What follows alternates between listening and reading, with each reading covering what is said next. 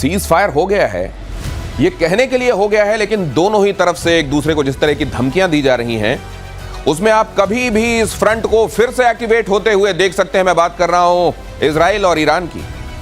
एक तरफ अब ईरान अपने यहां पर धरपकड़ का एक तरीके से कैंपेन चला रहा है, फांसियां दी जा रही हैं, लोग गिरफ्तार किए जा रहे हैं, ये कहते हुए कि ये लोग लगता है मोसाद के खबरी बने हुए थे या मोसाद के लिए काम कर रहे हैं। उधर से कहा जा रहा है कि हम तैयार हैं किसी भी वक्त अब अगले क्रम के लिए। इधर भारत ने एससीओ की बैठक में एक बार फिर से बहुत स्पष्ट बता दिया है कि आतंकवाद के मामले में अब कोई दोगलापन नहीं चलेगा। चीन की तरफ से और पाकिस्तान की तरफ से जैसे दो तरह की बातें की जाती हैं, कभी कह दिया जाता है हम आतंक के सताए हुए हैं, उधर चीन बड़े बड़े आतंकवादियों को लेकर आप जानते हैं वीटो कर देता है, जिनको पूरी दुनिया आतंकवादी तस्लीम करती है। दिन के उजाले की तरफ जो साफ है ये आतंकवादी है, उसको भी कहता है नहीं ये आतंकवादी नहीं है। अब भारत ने उस पर फुल स्टॉप लगा दिया है। भारत की वजह से आज ज्वाइंट डिक्लेरेशन एससीओ में रक्षा मंत्रियों की बैठक का नहीं आ पाया, क्योंकि रक्षा मंत्री ने यह स्पष्ट कह दिया ना, अगर इसमें पहलगाम का जिक्र नहीं है तो इस दस्तावेज पर मैं साइन नहीं करूंगा। पूरी खबरें आपको बताऊंगा आज क्या है प्रतिशोध में, लेकिन पहले यह खबर देखिए, अपने मेहमानों से फिर करते हैं चर्चा और विश्लेषण। नाम लिए बगैर ईरान को इजराइल की धमकी, कोई भी जगह हमारी पहुंच से बाहर नहीं है। इजरायली एयरफोर्स ने सोशल मीडिया पर लिखा, सीज फायर के बाद भी दोनों देशों के बीच में तनातनी जारी है। सीज फायर के बाद भी दोनों देशों के बीच में तनातनी। यह समझना होगा कि इस समय क्या यह ट्रंप की अथॉरिटी को डाइल्यूट करने वाला है। जब ट्रंप यह कह रहे हैं कि दोनों तरफ अब सीज फायर नहीं, कोई नहीं लड़ेगा, ऐसे में दोनों तरफ से एक दूसरे के खिलाफ बयानबाजी, और यहां तो क्लियर कट ये कहा गया कि हम इसके लिए तैयार हैं। ये देखिए ये इजराइल की वायुसेना है और वहां पर यह कहा गया है कि कोई भी जगह हमारी पहुंच से दूर नहीं है। नाम नहीं लिया गया, किसकी तरफ इशारा है आप जानते हैं। अगली खबर देखिए, सीज फायर के बाद पहली बार ईरान के सर्वोच्च नेता अयतुल्लाह खामेनेई ने कहा यहूदी देश को कुचलकर घुटनों पर ले आए। मिसाइल हमलों में बुरी तरह हार गया इजराइल सीज फायर करने पर मजबूर हुआ, खामेनेई ने कहा ईरान ने अमेरिका के मुंह पर जोरदार तमाचा मारा है। ईरान ने अमेरिका के मुंह पर जोरदार तमाचा मारा है। पहले तो जब अमेरिका ने बंकर बस्टर बम गिराए थे, ईरान की तरफ से एकदम खामोशी थी, बयान आ भी रहा था तो इजराइल को लेकर आ रहा था, अमेरिका को लेकर कुछ नहीं कहा जा रहा था। अब खामेनेई सामने आए हैं, इतने दिनों बाद क्यों सामने आए हैं और अब कह रहे हैं कि सीज फायर के लिए इजराइल को हमने मजबूर कर दिया, हमने यहूदी कौम को घुटने पर ला दिया। ये खामेनेई का इस वक्त प्रकट होना, दोनों तरफ से एक दूसरे के लिए बयानबाजी करना, ये सीज फायर को लेकर क्या किस तरह की स्थिति बताता है। अब जरा इस पर बातचीत करते हैं। मेजर गौरव आर्य मेरे साथ जुड़ रहे हैं, एयर मार्शल पीके श्रीवास्तव भी मेरे साथ हैं। ये किस तरह की सीज फायर? देखिए साहब, ऐसा है कि इसका यह कहना है खामेनेई का कि हम यहूदी कौम को घुटने पे ले आए, हमने अमेरिका को ऐसा थप्पड़ मारा कि अमेरिका बिल्कुल जिसको कहते हैं कि हाय तौबा अमेरिका में मच गई। लेकिन fact of the matter is कि बिल के अंदर कौन घुसा था? ट्रंप बैठा था बिल के अंदर या नेतन्याहू बिल के अंदर बैठा था? भाई साहब तो ये गायब थे, ये सुरंग के अंदर बैठकर ट्वीट कर रहे थे, राइट। दूसरी चीज, किसके शहरों पे बम गिरे इतने ज्यादा, किसके न्यूक्लियर फैसिलिटीज तबाह हो गए? ये पाकिस्तान का इनके साथ जो बॉर्डर मिलता है ना भाई साहब, ये उसका फायदा उठा रहे हैं। ये अगर ये वाली स्थिति है तो, और ये कहा जा रहा है कि हमको मालूम है हमारी रीच से कोई जगह दूर नहीं है, इजराइल ये कह रहा है, इजराइल की एयरफोर्स ये ट्वीट कर रही है, इसका मतलब क्या है? आने वाले दिनों में कभी भी फिर से ये फ्रंट एक्टिवेट हो जाएगा? ये वही है, स्क्रिप्ट रिपीट हो रही है।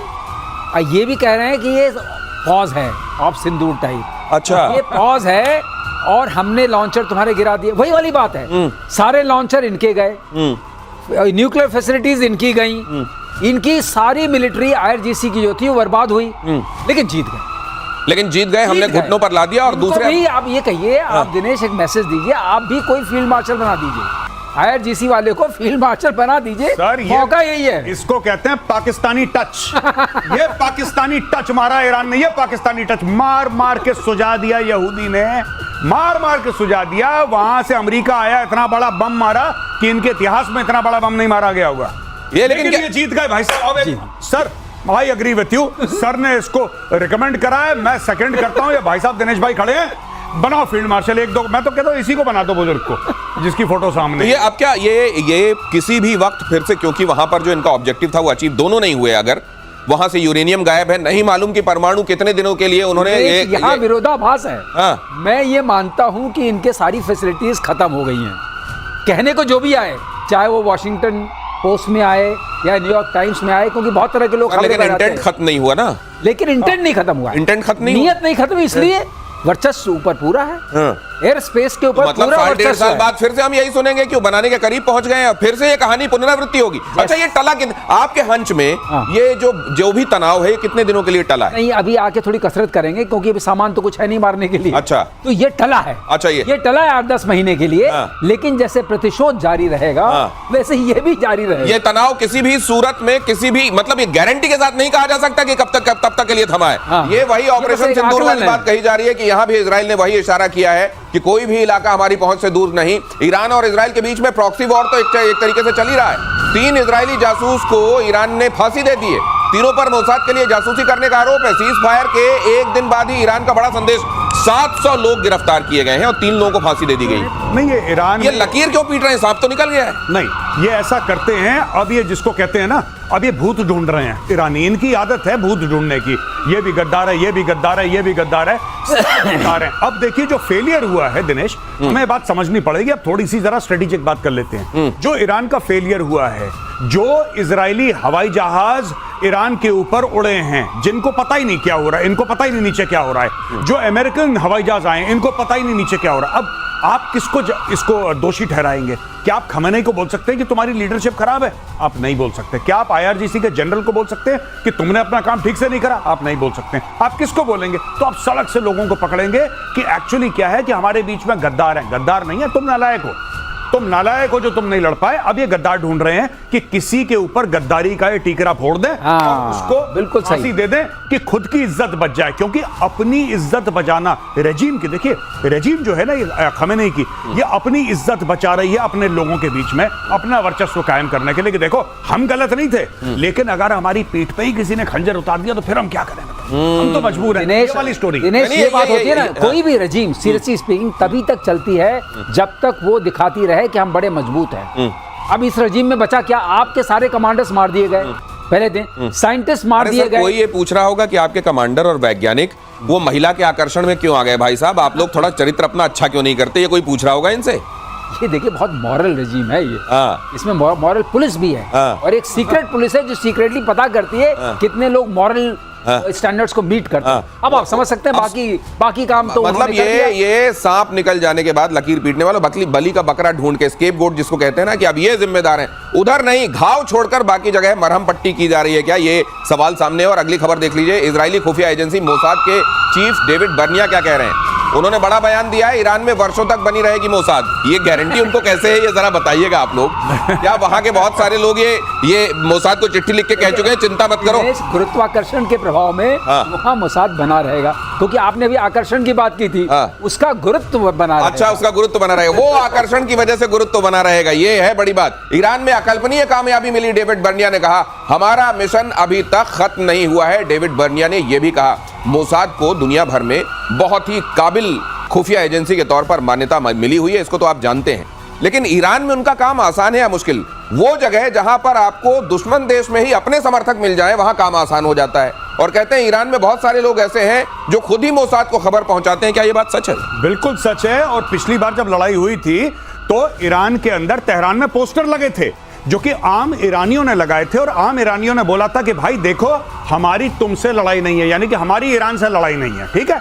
तुम्हारी जो लड़ाई है वो खमेनी से है, वो वहां पे रहता है, तुम उसके घर पे बम मारो, भाई हमारे घर पे बम मत मारो। यहां तक बात हो गई थी। और दूसरी एक चीज है कि ईरान के लिए, देखिए बात यह है कि लोग इतने परेशान है खमेनी रजीम से कि उनके लिए, यानी कि मोसाद के लिए वहां पे जासूस पैदा करना बहुत आसान है, बहुत आसान है। मैं वही बात कह रहा हूं जो आपके सामने मैंने एक बार पहले बोली थी आपकी शो में। एक बात देखिए, हम लोग बड़ा अप्रिशिएट कर रहे हैं, बड़ा तालियां पीट रहे हैं हम लोग कि देखो इजराइल ने क्या मिसाइल मारी, दीवार के अंदर घुस के कमरे में उस साइंटिस्ट को या उस अफसर को बर्बाद कर दिया, जान से मार दिया।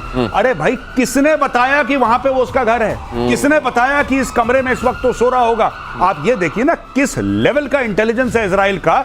मिसाइल कहां मारनी है ये भी तो पता होना चाहिए। मिसाइल तुम्हारी कितनी बढ़िया है, क्या काम करती है, बात की बात है। इंटेलिजेंस तो ये इनका पूरा का पूरा जिसको कहते हैं ना फैले हुए इजराइल के अंदर। अब ये देखिए कि उधर ट्रंप क्या कर रहे हैं और उनके देश में क्या हो रहा है। अभी तो आप ये जरा तस्वीरें देखिए, पेंटागन ने जारी की हैं। एटमी साइट्स पर अटैक की तस्वीरें सामने आई हैं। बॉम्बर से गिरता दिख रहा है GBU-57 बॉम्ब से ही तबाही मचाई गई है।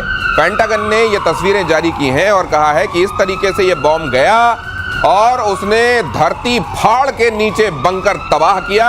इस तरीके से वो बॉम्ब गया है। बहुत बढ़िया विजुअल है ये विजुअल कमाल का है। बढ़िया, कमाल है। आपके चैनल पर पहली बार चल रहा है, आपके शो में पहली बार चल रहा है। बहुत बढ़िया विजुअल। ये एक्सक्लूसिव तस्वीरें हैं सर, पेंटागन से निकली हैं और टाइम्स नाउ नव भारत पर दिखाई दे रही है। लेकिन मैं दूसरी बात जानना चाहता हूं, ये दिखाकर पेंटागन ने, अमेरिका ने क्या साबित करने की कोशिश की है? ये साबित करने की कोशिश की है, जो ऊपर से गड्ढे दिखाई दे रहे हैं आपको ना, छोटे वाले जो देख के लोग मान नहीं रहे थे, ये उनकी वजह से बने हैं। और ये नीचे पूरा गया है। जाते समय आपने कोई ऐसा लग रहा है कि कोई हॉट नाइफ एक बटर में जा रहा है, बिल्कुल वैसे जा रहा है। ये इसका वजन, ये इसकी तेजी है। और जब 60 मीटर नीचे जाके 200 फुट नीचे जाकर के, ये देखिए सर, उधर की तस्वीरें भी है कि नीचे जब फाड़ के घुस रहा है तो क्या स्थिति कर रहा है वो, और उसके बाद जब फटेगा इमेजिन करिए कुछ बचेगा। तो कहने की बातें हैं, आकलन है, या मुझे लगता है कुछ लोग जानबूझ के ये एक उकसा रहे हैं अमेरिका को, खासतौर से ट्रंप को। इतने मारने से काम नहीं पड़ा है, और मारो। वो कह रहा है शांति लाओ, उसको नोबेल पुरस्कार नहीं लेने देंगे। वो कह रहे हैं और मारो, और वो कह रहा नहीं मार दिया, वो मर गए, बोले नहीं मारो। अब इसका क्या इलाज है? ये दोनों तस्वीरें आप देख लीजिए, उस बॉम्ब को हवा में देख लीजिए, और जब वो आकर जाकर अपना काम कर रहा है, वो जैसे कह रहे थे अभी श्रीवास्तव सर कि मक्खन के ऊपर चाकू जैसे चलता है आराम से, उसी तरीके से धरती के उस हिस्से को। ये देख के दिनेश आपको एक बात याद आई जी, जब इंडियन एयरफोर्स ने बालाकोट में स्ट्राइक्स करी थी, तब भी लोगों ने उंगली उठाई थी कि यार ये पूरा कंक्रीट का स्ट्रक्चर है, ऊपर से छोटा सा छेद है और सब कुछ ठीक ठाक है। वो स्पाइस 2000 था, वो स्पाइस 2000 था, वो वैसे ही गया था, होल ड्रिल करके अंदर जाके अचानक फटा, और वहां का टेम्परेचर जो था वो अचानक हजारों डिग्री का हो गया और हड्डियां गल गई, जिसकी भी गलनी थी वहां पे। तो 300 जो टेररिस्ट मारे थे वो भी, अच्छा ये अलग है, वो टेक्नोलॉजी अलग है। मैं इसको मिला नहीं रहा। सुभान अल्लाह की याद दिला रहे हैं आप। ना मैं बालाकोट की बात, अच्छा बालाकोट की बात, अच्छा बालाकोट वाली बात कर रहे हैं। अच्छा, ओके, राइट। यहाँ पे गड्ढा देखिए जरा, वहां पे तो स्पाइस बॉम्ब की चर्चा हो ही रही है, जरा इसको देख लीजिए। It is in the missile city. ये देखिए सर, गड्ढा देखिए वो।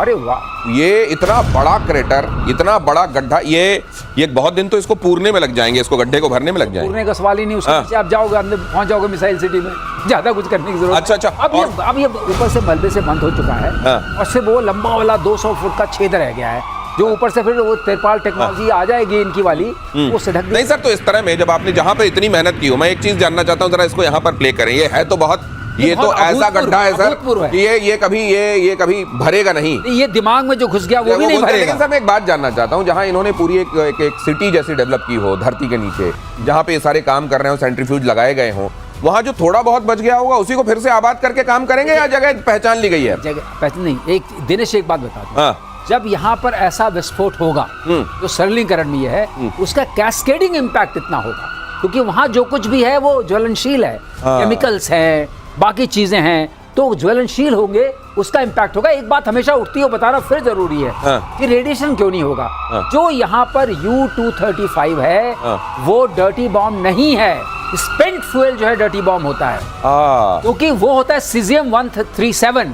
तो मतलब भले ये वहां पे रखा हो U-35 संशोधित, ये 90% रखा हो, तब भी वहां से नहीं निकलेगा। ये प्राइमरली अल्फा एमिटर है। अच्छा। प्राइमरली बीटा एमिटर है, गामा नहीं है जो कि जलाता है, जो गलाता है। अच्छा। ये उसमें नहीं करता है। नहीं तो सीजियम-137 इससे डर्टी बॉम्ब बोला जाता है, बिकॉज़ उसको बोलते हैं कि रेडिएशन डिस्पर्सल डिवाइस। अच्छा, इसलिए उसको बोलते हैं, क्योंकि उससे रेडिएट होता है, गामा रेज होती हैं। अच्छा, तो ये तो मतलब वहां पे क्या आपको लग रहा है IAEA को अल्फा पार्टिकल मिल गए होंगे क्या? अल्फा पार्टिकल मिल गए होंगे। देखिए कुछ दिनों में फिर IAEA का बयान आएगा। अच्छा, ये शायद दोस्ती करने का माहौल चल रहा है कि हमें मना मत करो, बैन मत करो।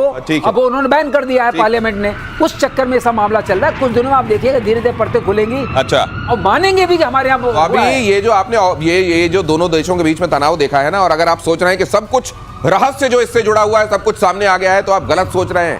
हर दिन यहाँ की परतें, भैया आप ऑपरेशन सिंदूर के कई तथ्य रहस्य अब जान रहे हैं ना, इसी तरीके से यहाँ के भी बहुत रहस्य जानेंगे, और प्रतिशोध हर दिन आपको वो रहस्य बताएगा। खुद को शांति दूत साबित करने में जुटे डोनाल्ड ट्रंप, अगली खबर देखिए। गजब शांति के पुजारी हैं भाई साहब। ईरान को तबाह कर अब उसकी तारीफ कर रहे हैं। बहादुरी से जंग लड़ा है ईरान, उसे नुकसान से उबारने की जरूरत है। ईरान को ऑयल बेचने से नहीं रोकूंगा, डोनाल्ड ट्रंप कह रहे हैं।